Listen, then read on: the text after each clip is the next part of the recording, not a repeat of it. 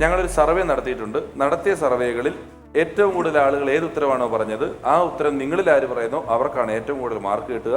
നിങ്ങളിൽ ആര് ആദ്യം പറയണം എന്ന് പുരുഷ തീരുമാനിക്കും.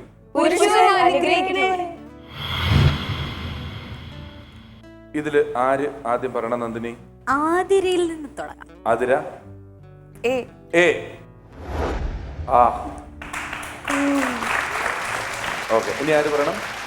നീതു പറയണേ. നീതു ബി.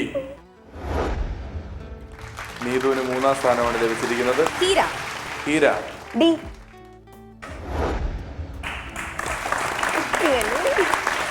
അടുത്ത ആൾ ഏത് പറയും? സി.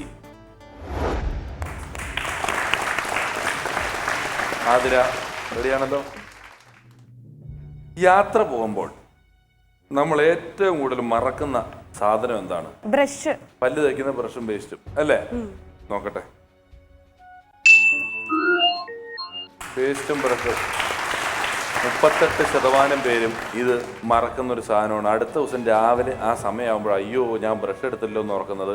അപ്പോൾ നമ്മൾ ഓടി കടയിൽ പോവും, ബ്രഷ് മേടിക്കും, ടങ്കലിയർ മേടിക്കും, പല്ല് തേക്കും. പക്ഷെ മറന്നു എന്നറിഞ്ഞാലും മറ്റൊന്നും മേടിക്കാൻ കൂട്ടാത്താക്കത്തരവും ഈ ഫ്ലോറിലുണ്ട്.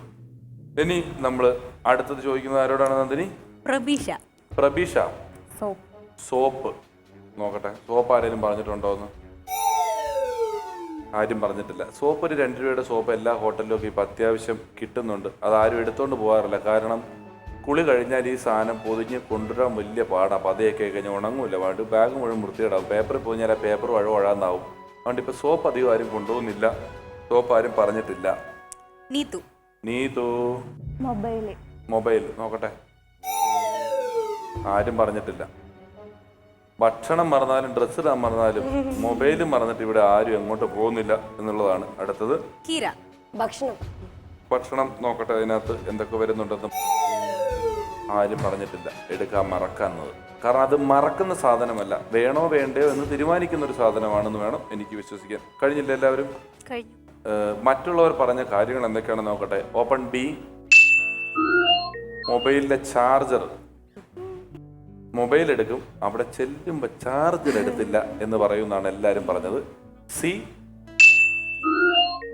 മരുന്നുകൾ. അവിടെ ചെന്നപ്പോഴാണ് പ്രഷറിന്റെ ഗുളിക എടുത്തില്ല, ഷുഗറിന്റെ മരുന്നെടുത്തില്ല. നിങ്ങൾക്കിപ്പോൾ പ്രഷറും ഷുഗറും ഒന്നും ആയിട്ടില്ലാത്തത് കൊണ്ട് അതൊന്നും മറക്കുന്നില്ല. പക്ഷെ സർവേ നടത്തിയപ്പോൾ ഭൂരിപക്ഷം പേരും അതാ പറഞ്ഞത്. കുടിവെള്ളം. ഭക്ഷണമല്ല, വെള്ളം കാറിനകത്ത് കയറി കഴിഞ്ഞ് കുടിക്കാൻ വെള്ളം ഉണ്ടോ വെച്ചപ്പോൾ അയ്യോ ഇല്ല എന്നാൽ നമുക്ക് മേടിക്കാറ് എടുക്കാൻ പ്ലാൻ ചെയ്ത് മറക്കുന്ന സാധനമാണ്. Open E. പേഴ്സ് എടുത്ത് കടയിൽ ചെല്ലുമ്പോഴാണ്. ഇത്രയാണ് നമ്മുടെ കൂടുതൽ ആൾക്കാർ നമ്മളോട് പറഞ്ഞിട്ടുള്ളത്. ഏറ്റവും കൂടുതൽ ദൂരം പോയിട്ടുള്ളത് എവിടെയാണ് വീട്ടിൽ നിന്ന്? അടുത്തത് ഹീര. ഏറ്റവും കൂടുതൽ ദൂരം പോയിട്ടുള്ളത് എവിടെയാണ്? ദുബായ്. താൻ എവിടം വരെ പോയിട്ടുണ്ടോ? മൈസൂർ വരെ പോയിട്ടുണ്ട്. അതിനപ്പുറം ദൂരം ആരും പോയിട്ടില്ല. താനോ? ഡൽഹി. അല്ല, ഇന്ത്യ വിട്ടു പോയിട്ടുള്ളത് ഇപ്പൊ തൽക്കാലം ഹീര മാത്രമേ ഉള്ളൂ. ബാക്കി എല്ലാവരും ഇന്ത്യക്കകത്താണ്. നിങ്ങൾ ഇതൊന്നും അല്ലാത്ത എന്തെങ്കിലും സാധനം ആരെങ്കിലും മറന്നിട്ടുണ്ടോ? ടിക്കറ്റ് മറന്നിട്ട് പോയിട്ടുണ്ടോ ദുബായില്? നല്ല കുട്ടി കേട്ടോ. ആ ക്യൂടെക്സിന്റെ കളർന്ന് കാണിച്ച് ഞാൻ ഇപ്പോഴാണ് കണ്ടത്. പ്ലീസ്. ആഹാ, നീല ക്യൂടെക്സ് വിട്ടുണ്ടാവും. പച്ചയാണ്. ഇവിടെ നോക്കുമ്പോ നീല പോലെ തോന്നിയത്. കളർ ബ്ലൈൻഡ്നെസ് എന്ന് വെച്ചാൽ എന്താണ്? കളർ കാണാൻ പറ്റാത്ത അവസ്ഥ. എനിക്കാണോ കുഴപ്പം?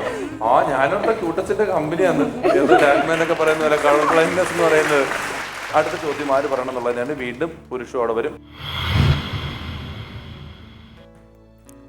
ആര് തുറക്കണോ ഇതില്? നീതു ബി. നീതുവിന്റെ ബി തുറക്കൂ. 2-ാം സ്ഥാനം കിട്ടി. ഇനി ഹീര ഡി.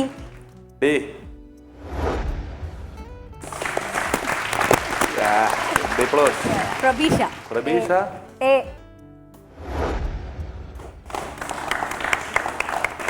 ഇനി ആതിര സി.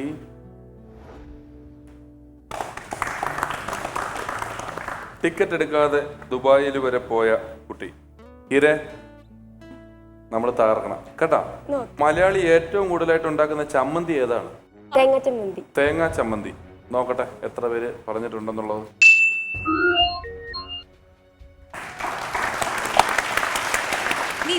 നീതു ഉള്ളിച്ചമ്മന്തി. എത്ര പേര് പറഞ്ഞിട്ടുണ്ടെന്ന് നോക്കട്ടെ. ആതിര. ഇത് ചെമ്മീൻ ചമ്മന്തി. ചെമ്മീൻ ചമ്മന്തി ആരെങ്കിലും പറഞ്ഞിട്ടുണ്ടോ നോക്കട്ടെ.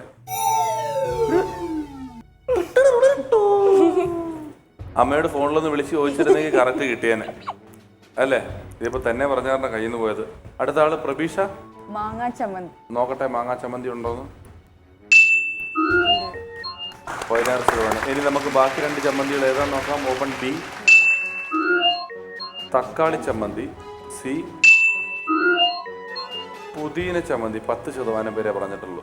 നമുക്ക് അടുത്ത ചോദ്യത്തിലേക്ക് പോകുന്നതിന് മുമ്പ് വീണ്ടും നമ്മൾ പുരുഷോലോട്ട് പോവാണ്. ആരാണ് ആദ്യം പറയേണ്ടതെന്ന് അറിയാൻ വേണ്ടിയിട്ട്. പുരുഷവും ഇത്തവണ ആതിര തുറക്കൂ. ആദ്യം ചെമ്മീൻ ചമ്മന്തി ഫേമസ്. ആതിര തുറക്കൂ. ഡി.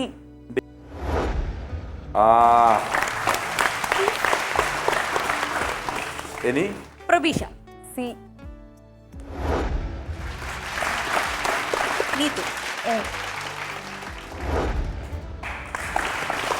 തവണ ഹീര.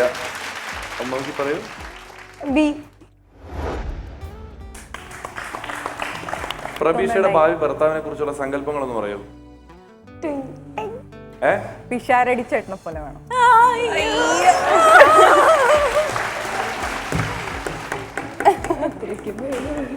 എന്ത് കണ്ടിട്ടാണ് കുട്ടി ഇങ്ങനെയൊക്കെ പറഞ്ഞത്? പറഞ്ഞു കൊടുക്കും. ഒന്നുകൂടെ എനിക്ക് പറയാൻ. ചിരിക്കാൻ ഭയങ്കര ഇഷ്ടം. അപ്പൊ ഇങ്ങനെ ഇടക്കിടക്ക് ഇങ്ങനെ ചളിയടിക്കുമല്ലോ. അതായത് ജീവനുള്ള ബോബന് മോളി.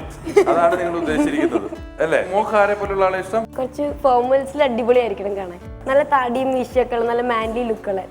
ബാബ രാംദേവ് എന്ന് പറഞ്ഞ ഒരാളുണ്ട്. നല്ല താടി ഒട്ടുക്കുന്ന മീശയാണ്. ഞാൻ പറഞ്ഞ മാൻലി ഫോർമൽസിൽ. അതായത് നല്ല ജിം അടിച്ച് കട്ട അടിച്ചിട്ട്. ജിം ഇഷ്ടല്ല. ജിമ്മന്മാരൊക്കെ അമ്പലത്തിലൊക്കെ പോയിട്ട് ഞാനൊരു ദിവസം നോക്കിയപ്പോൾ എന്റെ കൂട്ടത്തിൽ ജിം അടിക്കുന്ന ഒരുത്തിന് അമ്പലത്തിൽ വരുവാ. ഞാൻ ഷർട്ട് അയച്ച അവനും ഷർട്ട് അയച്ചു. എന്റെ പിടി വിട്ടു. ഇവൻ ഷർട്ട് അയച്ചു കഴിഞ്ഞപ്പോ തന്നെ കട്ടയട്ടെ അമ്പലത്തിൽ കൂടെ ദൈവം എന്തോ തെറ്റിയതുപോലെ. എന്നിട്ട് പുള്ളി പതുക്കെ നടന്നു ചെന്നിട്ടേ ദൈവത്തിന്റെ അടുത്ത് ചെന്നിട്ട് എന്നിട്ട് പൂജാരി പ്രസാദ് ഇട്ടെടുത്ത പുള്ളിയെ എല്ലാം ഒരു ജിമ്മൻ മയത്തിൽ കുറിയും തൊട്ടിട്ട് പുള്ളി അതുപോലെ ഒരാളെ വേണമെന്നാണോ ഇപ്പോൾ ഹീര പറഞ്ഞുകൊണ്ടിരിക്കുന്നത്? ജിമ്മൻ വേണ്ട. പിന്നെ ലുക്കുള്ള നല്ല പൊക്കമുള്ള. അല്ല ഒരു ഉദാഹരണം പറയൂ. നമുക്കൊരു റെഫറൻസിന് ഒരാളെ. ചേട്ടൻ എത്രയും പൊക്കം. നമ്മുടെ ഉണ്ണി മുകുന്ദന്റെ താടി. നമ്മുടെ ദുൽഖറിന്റെ അത്രയും ബോഡി. ദുൽഖറിന്റെ ബോഡി, ഉണ്ണി മുകുന്ദന്റെ താടി, ദുൽഖറിന്റെ എളിമ. ദുൽഖറിന്റെ എളിമ. ചന്ദനം വെക്കുമ്പോഴേ നല്ല ഭംഗിയുണ്ടായിരിക്കണം കാണാൻ. ഇത് തമ്മിൽ ചന്ദനം തൊട്ടാൽ ഐശ്വര്യം ഉണ്ടാവണം. എല്ലാം കൊണ്ട് ചേർന്ന് ഉണ്ണി മുകുന്ദൻ, ദുൽഖർ സൽമാൻ, രമേശ് പിഷാരടിനെയും കൂടെ അലക്കിയതാണ്. കാരണം ചന്ദനം തൊട്ടാൽ ഇല്ല എന്നെ ചേർത്തിട്ടേ ഇല്ല. അപ്പൊ ദുൽഖർ സൽമാനെ ഉണ്ണി മുകുന്ദനെയും കൊണ്ട് ഉണ്ണി സൽമാൻ. അതാണ് ഇപ്പൊ മോക്ക് ഇഷ്ടം. അല്ലെ ദുൽഖർ മുകുന്ദൻ. രണ്ടുപേരെ അത് ഗവൺമെന്റ് അനുവദിക്കൂല. അതാ കുഴപ്പം. യൂഡി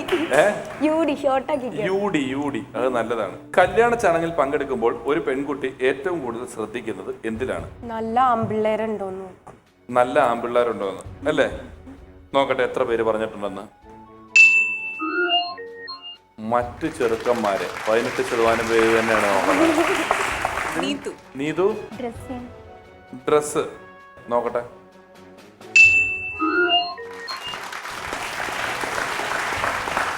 കല്യാണ പെണ്ണ് ഒരുങ്ങിയത് എങ്ങനെയാന്ന്. കല്യാണ പെണ്ണ് ഒരുങ്ങിയത് എങ്ങനെയാണെന്ന് നോക്കട്ടെ.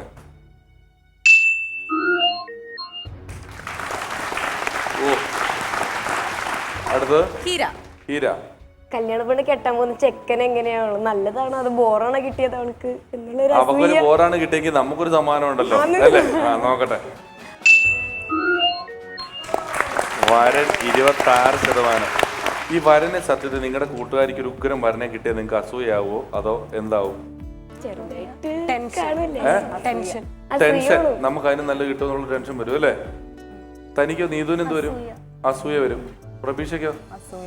എല്ലാവർക്കും അവര് അസൂയ വരും അല്ലേ? അപ്പൊ എന്റെ ഭാര്യയുടെ കൂട്ടുകാരെല്ലാം അസൂയ കൊണ്ട് ഇപ്പൊ കണ്ടുമുട്ടി മരിക്കാറായി കാണുമല്ലോ. നമുക്ക് പറയാൻ പറ്റില്ല എന്ത് ചെയ്യുമെന്നുള്ളത്. ആ പരുവത്തിലെ കാര്യങ്ങള്.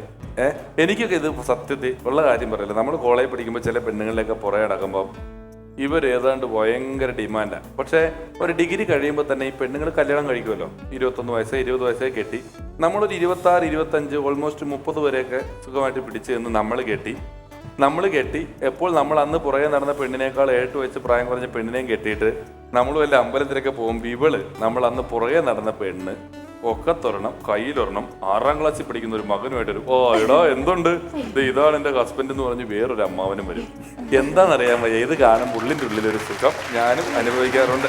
അത് പറയാതെ വയ്യ. ഇനി ഡി എന്താണെന്ന് നോക്കട്ടെ. സ്റ്റേജ് ഡെക്കറേഷൻ സെറ്റപ്പിന് 10% പേര് നോക്കും. ഇഞ്ചോടിഞ്ച് പോരാടിയ ഒരു മത്സരം. നമ്മളോടൊപ്പം ഈ ചിത്രനാളിൽ 5 തരുണീമണികൾ മത്സരിച്ചിരിക്കുന്നു. ഇതിൽ നിന്നും ഒരു തരുണീമണി പുറത്തേക്ക് പോകേണ്ട അവസ്ഥമായിരിക്കുകയാണ്. ആരാണ് പുറത്തേക്ക് പോകുന്നതെന്നറിയാൻ പുരുഷന്റെ അടുത്തേക്ക് പോകാം. പ്രബീഷ പ്രേം 41, ഈര രഘുനാഥ് 64, ആതിര 46, നീതു കൃഷ്ണ 42. ഒറ്റ മാർക്കിന്റെ വ്യത്യാസത്തിൽ പ്രബീഷ നമ്മളിൽ നിന്ന് പോകണം. പ്രബീഷ വരും.